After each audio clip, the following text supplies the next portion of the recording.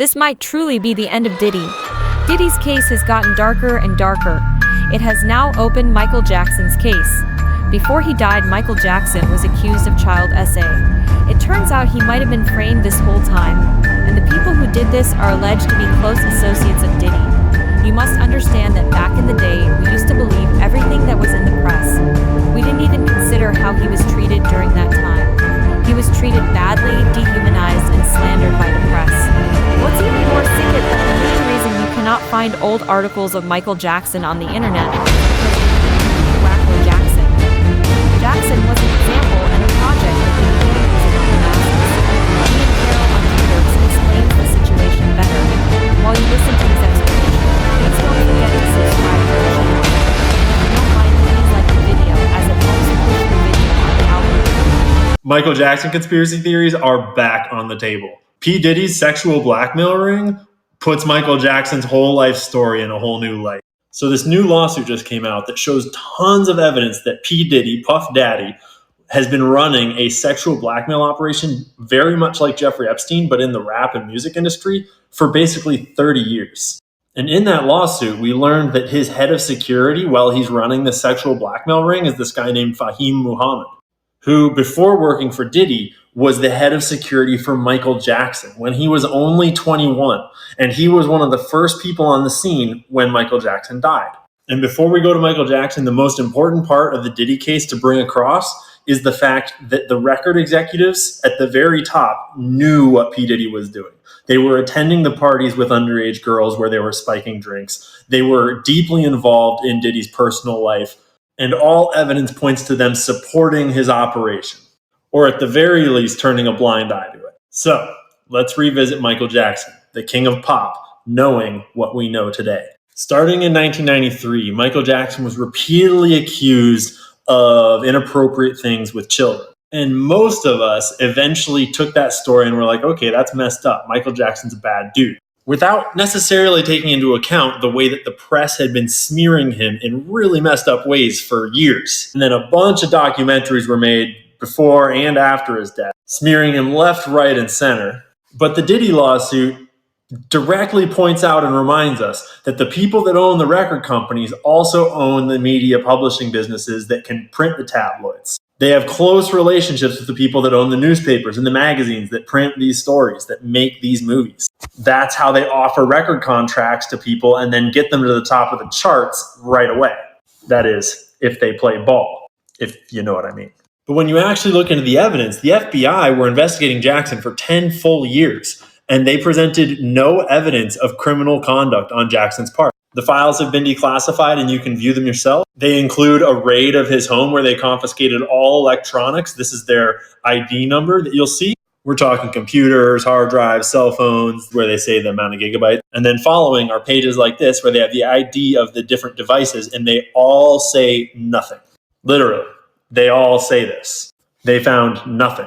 But that didn't stop the press from running made-up stories about how secret FBI files revealed that Jackson had paid millions in hush money to dozens of boys he had abused, despite the FBI files directly negating that statement. And to be clear, Jackson was a weird dude. He grew up in one of the most effed up environments imaginable. He had basically no father figure and was kept from his mother. And the press has repeatedly tried to make him seem even weirder to us. But sometimes they publish articles trying to make him seem like Wacko Jacko, which is super racist. We'll get into that another time. But they actually wind up just showing his humanity, like how he's shocked by the real world because he doesn't understand it. In this article, they explain how when he first saw a homeless person, he was like, "What's that?" And his driver had to explain to him what a homeless person was. And he was like, "Holy shit." And he made them stop the car and he watched for a while, then gave the woman $300. And then when they saw that a man that she was with was about to try to take it from her, Jackson went and gave him $300. And she was crying and said that he had saved her. And then he spent the rest of that day driving around, giving out $100 bills to homeless people, saying how it's just amazing that the world could be so messed up.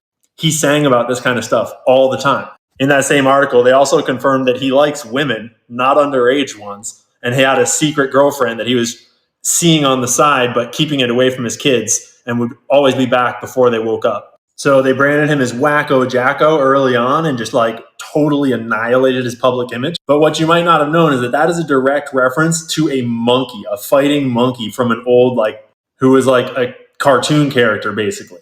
His name was Jacko Macaco. And for the longest time, you could actually buy Jacko monkey dolls. And we could talk about how all the boys that accused him of things actually were in the middle of launching really successful entertainment industry careers when they made those allegations about what had allegedly happened to them when they were tiny children, despite having previously gone on their stand and under oath saying that nothing had ever happened. But that would just be a waste of time. One of the far more interesting and relevant claims is that Michael Jackson said a lot of things about Jewish people, particularly later in his career. And then he was smeared to all hell and back as an anti-Semitic Nazi, except that when you search YouTube for the actual original phone call recording where he called Jews leeches, YouTube won't let you see it. You can't find it.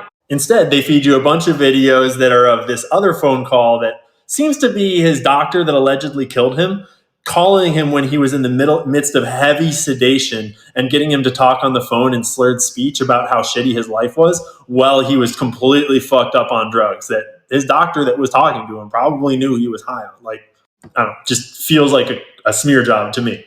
But when you search it on Twitter, you can find those videos no problem. Just saying.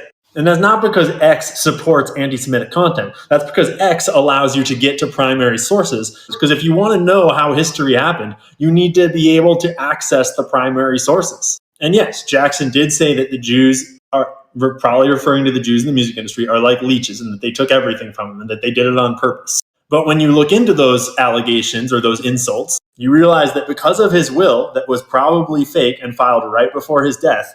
So the will was signed on July 7th in Los Angeles by 3 witnesses. But Jackson's family pointed out that he was in New York that day and there's video proving it. So they changed their story. But the witnesses definitely saw it and it was just in New York. So anyways, because of this will, John Branca was put in charge of his estate, which included his net worth of $230 million, but far more importantly, his 50% share of Sony ATV worth $750 million. Yes, he was taking on Sony. He was going after the hand that feeds him. And when you look into John Branca, in 2003, Jackson fired Branca because he was siphoning money out of Jackson's accounts in collusion with Sony Music CEO Tommy Mottola and funneling it through a bunch of offshore accounts in the Caribbean. John Branca is Jewish, and Tommy Mottola is also Jewish.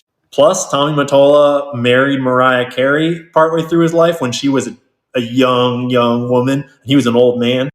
And there are other allegations about that whole situation you can look up on your own. In the first video I made about the Diddy case, where I broke down the whole thing, I went through a whole bunch of music executives that are involved in that case or that come about when you start looking into it. And every single person that I showed in that video that was not black was Jewish. Because whether you like it or not, whether you want to call people names about it or not, the vast majority of the power in the music industry is controlled by Jewish men.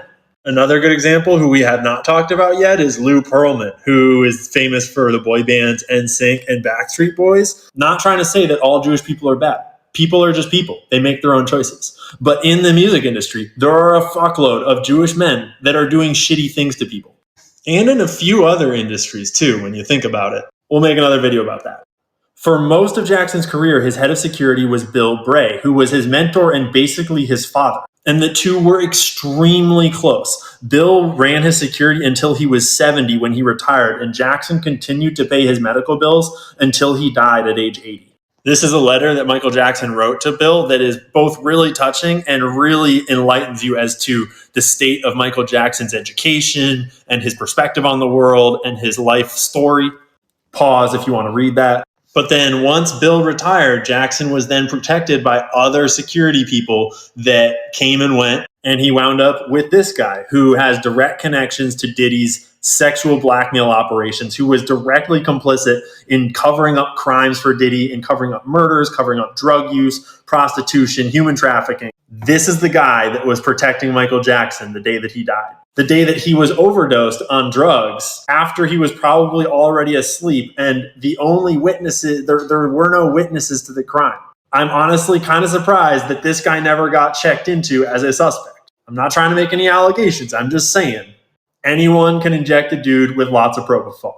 So, knowing what you know now about the entertainment industry, about the world, about how this all works, about Israel, I suggest you re-examine the story of Michael Jackson and you re-listen to some of his lyrics. I bet if I include the song, they'll take the video down for copyright as a way to silence this video. But you should probably re-listen to the lyrics for "They Don't Really Care About Us." And if you find the censored version, you should probably find out what the words that they censored are. And looking into this whole story of Michael Jackson, the one thing that I couldn't stop thinking about is, man, that sounds a lot like Kanye West. But that's probably just a coincidence, right?